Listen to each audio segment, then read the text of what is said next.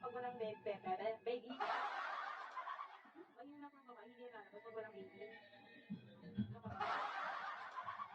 Yung pag lumabas na. Buti din nagawan mo ako ng ano ngayon, type na dalawin mo ako. Silent off. Yeah. Alin doon? Sira na nga eh. Halata naman, hindi ka nagbibigo kasi dati nagbibigo ka, magkikita naman tayo sa ibang live.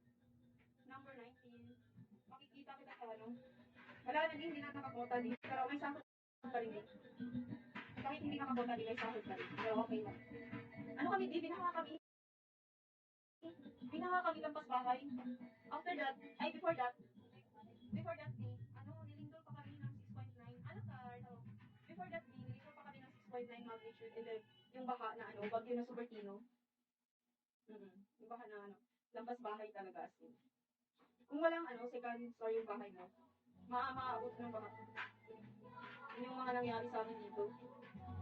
Sira, nag-ano nga ako, bumangon na ako ng konti-konti. Oo, ano card. Pretty tip, tip senior. Mikael. Okay, so, yung hindi nakakaalam sa sinasabi kong pit senior is, ano, Santo Niño.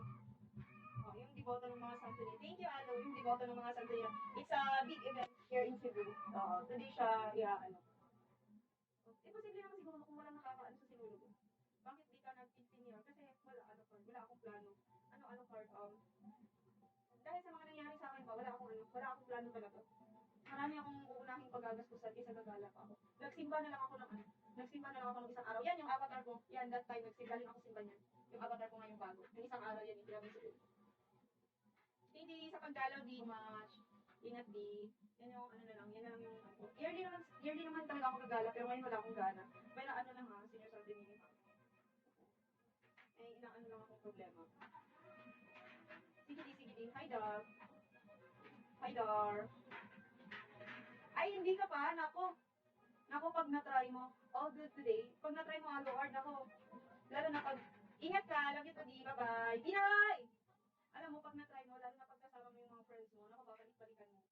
Kasi buong Cebu kasi yung kaya sobrang saya. Kaloy. Pero ano na, Alucard, December pa lang, fully book na yung biyahe papuntang Cebu. Yun siya katindi. Oo, tsaka Alucard, kung may plano kang pupunta sa Cebu, ito lang nga, ibibigay ko lang tips sa'yo kayo lang.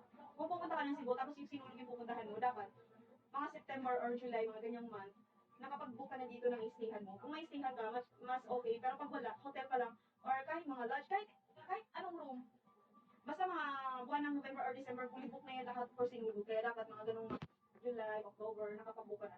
Kasi ganun katindi yung tao dito pag sinulog. Pati yung biyahe papunta dito sa Cebu, fully book. Yung friend ko nga, nag-ano na lang sila, nag-roro ba yun? Ay, ako basta, hindi sila naka-ano ng aeroplano kasi nag-book sila. Katapusan na ng December. Forest.